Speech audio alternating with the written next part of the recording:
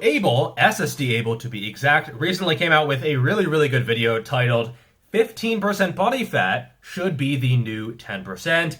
A shift needs to happen in fitness. I thought it was really well done. He raised a bunch of really good points, and I think more people need to hear this message. Can add up to get you through this wall here at 10% and really get you down lean, ripped, and athletic. And I'm just going to come right out and say it. For the vast majority of people, the overwhelmingly vast majority of people, 10% body fat is not a reasonable goal. It is not a good thing to try to aspire to. From a risk to reward or cost-benefit analysis perspective, it's just not worth it. And Abel is a coach, I'm a coach as well, and we've both noticed that a lot of guys will feel fine at 15%, pretty much fine at 12%, but the closer they go to 10% or under, the shittier they will feel. And this is pretty much across the board. There's a few people who are exceptions, but for most people, 10% is not very realistic. And the trouble is, a lot of the guys that you see on social media, they're either naturally lean, they are restricting themselves heavily to maintain that body fat percentage, which I have done, which Abel has done, which a lot of people in the fitness industry either currently do or have done in the past. You have guys like Athlean X who say that the 5 to 10% zone is the athletic zone, which is just complete bullshit, okay? No one is 5% body fat and feels athletic. They might feel like death, but not athletic. And when leanness is your brand, well, you're going to promote leanness. You're not going to talk about the downsides of leanness nearly as much as you probably should. The absolute shredded 5%, 6, 7% body fat, become sort of a scientist of your own body. Great honor to meet you, sir. Harry tells me you're quite the science whiz.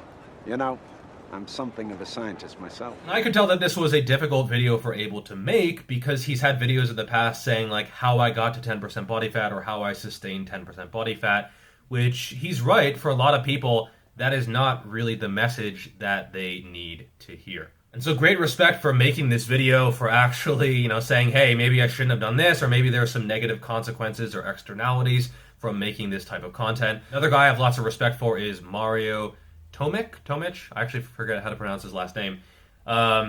He used to have videos about like how to get to 10% or how much walking to get to 10%, but I've noticed he's shifted to a more moderate body fat percentage.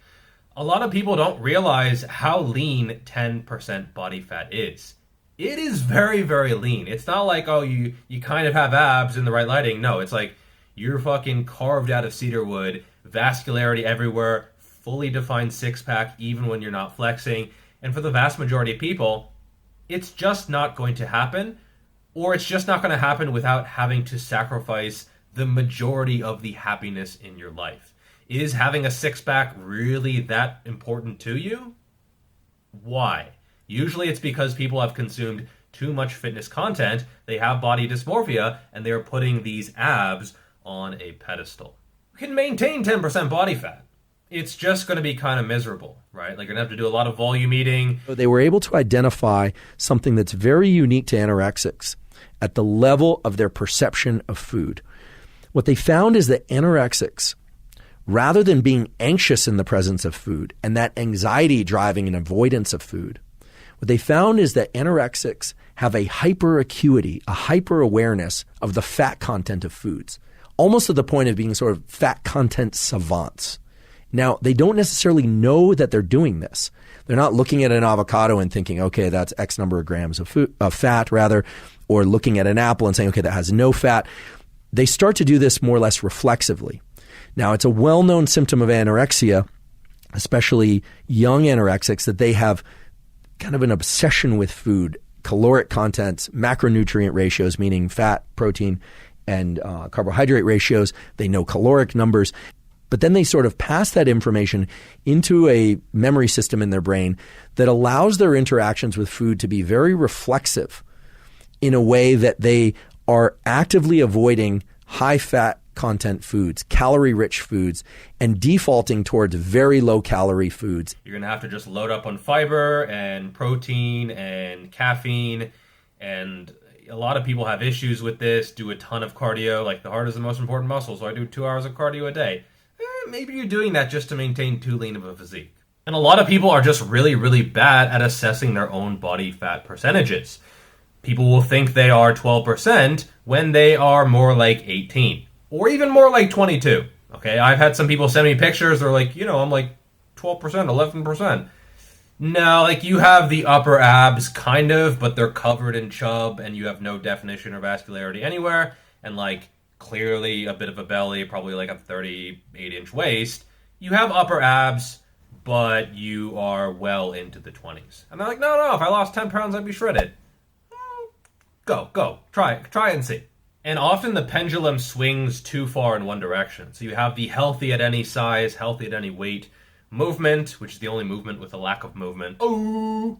Then you have people who go in the other direction. They think, leaner is always better. The leaner I am, the healthier I will be. That is also not the case. The body likes moderation.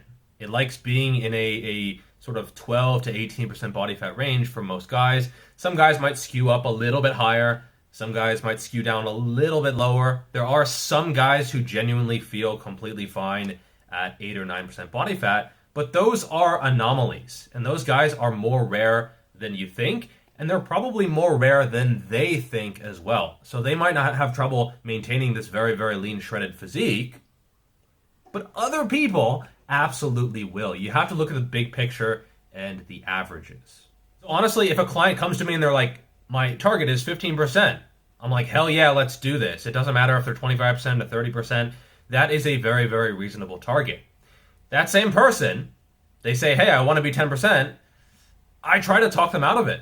Honestly, I do. Or I say, okay, let's first get to 15%, see if we can maintain it, see how you feel, and then maybe push to 10% or towards 10% if you feel good.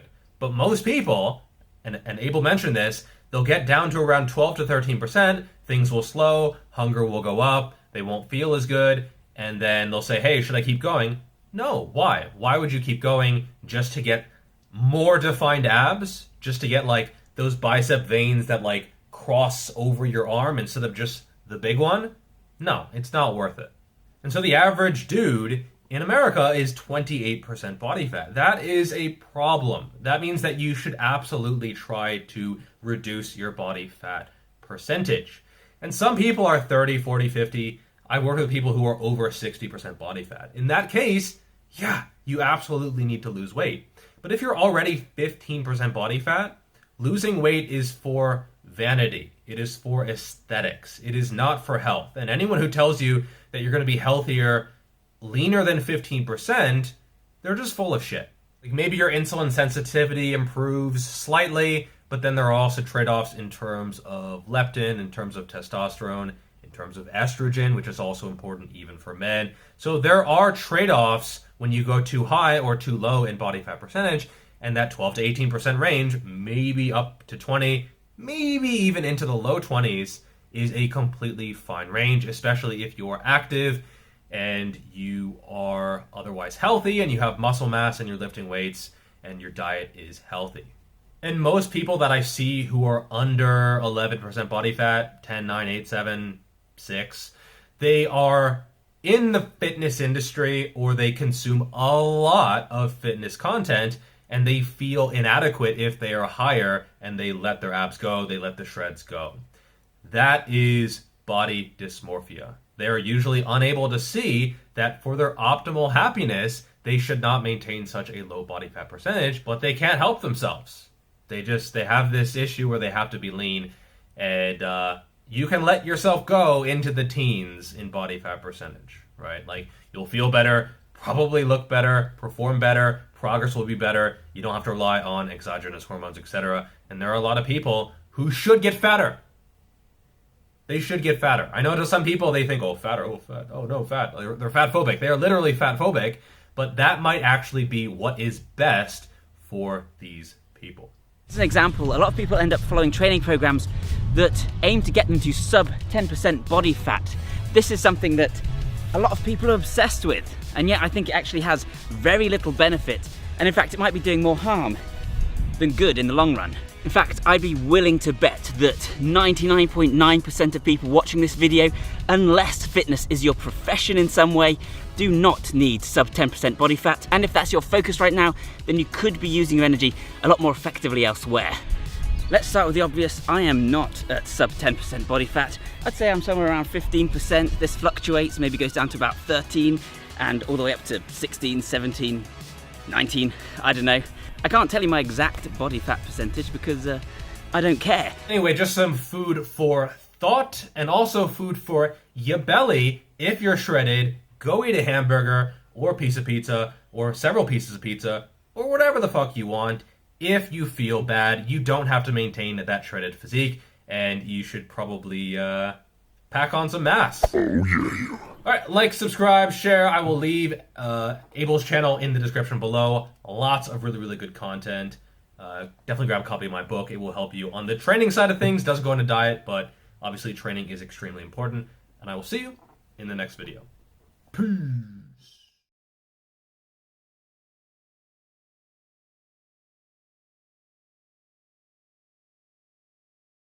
I've talked about bulking and cutting. It's BS.